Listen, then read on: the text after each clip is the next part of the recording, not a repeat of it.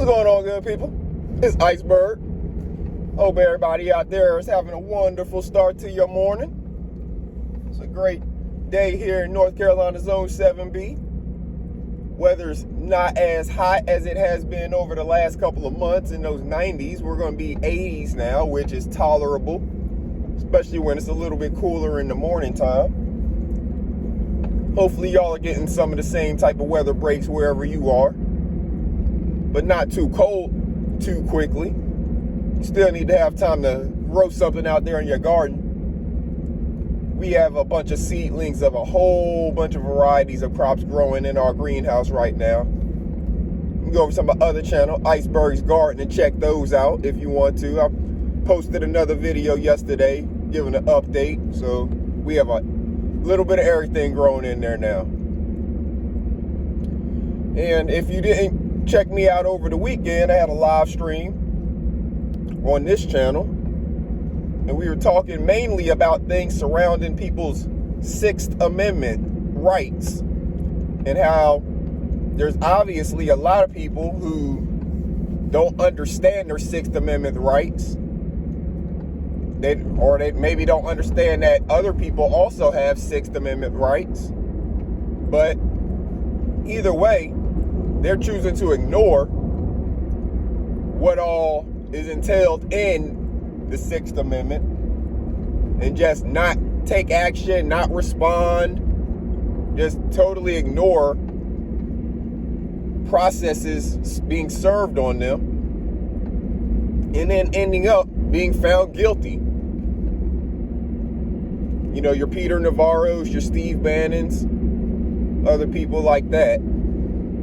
And there's also people who have done the same type of thing in civil actions and had default judgments rendered against them. Same thing as being found guilty because you just basically decided not to play along with the system when the system came knocking at your door. Literally. So that's what we covered over the weekend in that live stream. It didn't go too long, but we were having good conversations surrounding the things that we were talking about. And there was a couple other subjects that, of course, came up during the stream, as it always does when you interact with the wonderful chat. And I appreciate everybody out there who's already hit the like button on this video. And if you haven't done so, please hit the like button. It's the free way for you to help the content creator. And if you haven't subscribed already, please do that as well. It's greatly appreciated. You get the notifications when I drop new videos, all of that good stuff if you turn on that notification bell over there. But back to what we were talking about. At the end of my live stream, I remembered something that I had ordered, and it's going to be a guide in helping where I'm going with some of the content on this channel. I'm going to continue to do my morning messages and continue to encourage you all to take care of your mental health and teach the babies how to do the same so we can all be out here mentally strong and able to handle whatever's thrown at us, be it tragedy or bullying or any harassment, anything like that.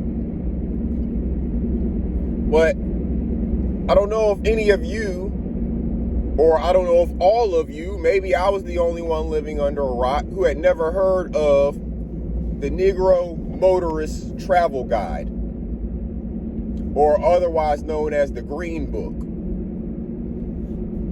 I'd never heard of it. I never learned anything about it in school. I never heard anybody that I knew talking about it until this past weekend. Went to an event at the historic Magnolia House in Greensboro, North Carolina. Look it up, check it out. And that's where I learned about the Green Book and, you know, some of the history behind it and stuff. So it made me start digging more, as I like to do. And then I ordered a couple copies of it because it was produced from 1936 to 1967.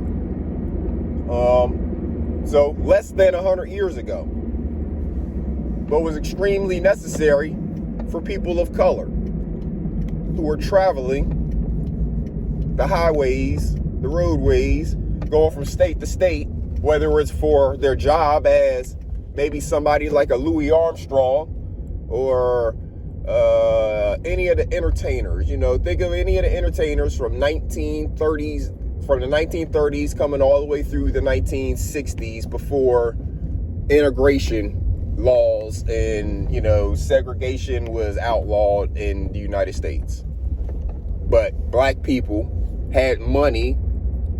They were able to travel because they had cars. You know, all of that stuff was available to people of color.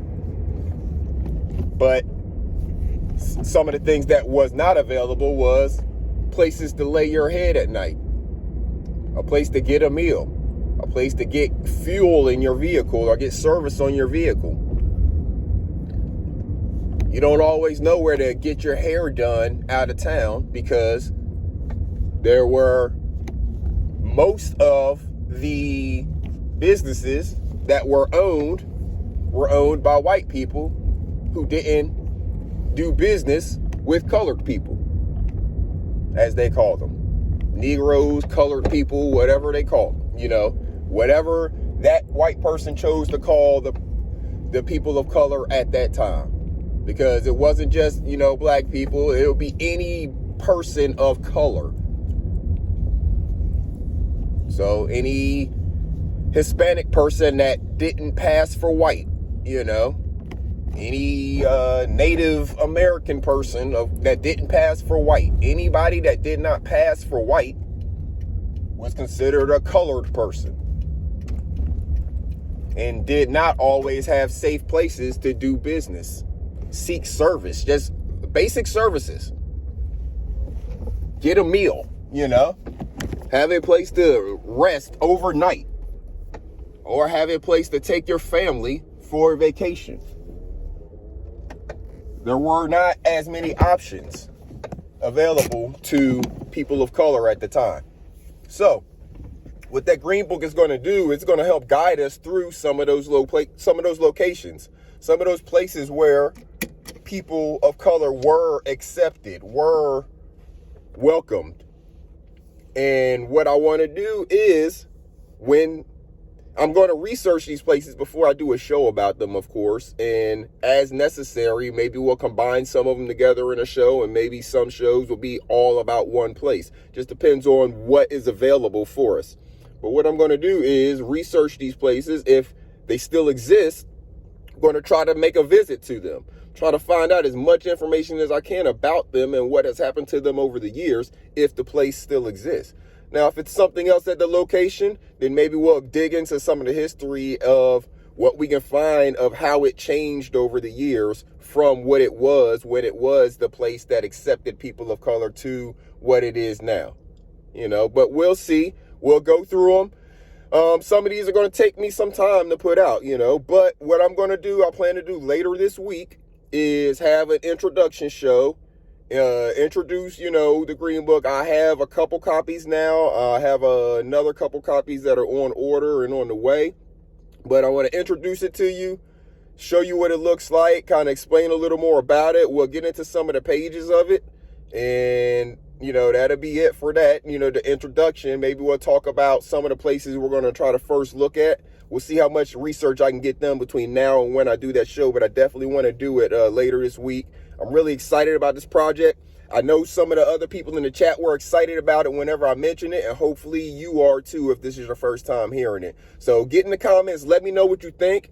I know some people, they already hit me up and they were like, hey, if you find out some places in this location, let me know. If you find out some places in this location, let me know. So if you are a person like that as well and you want to know some of that, because in the book it has addresses and stuff of some of these places. So if you want to know what some of the places are that are in your surrounding area, let me know. You can hit me up at my email, thoughtsoficeberg@gmail.com. It'll be in the description as well. Or you can, you know, maybe hit me up in the chat one day or something like that. What I need to know is city and state that you want to be looking at, or you can give me multiple cities in a state, something like that.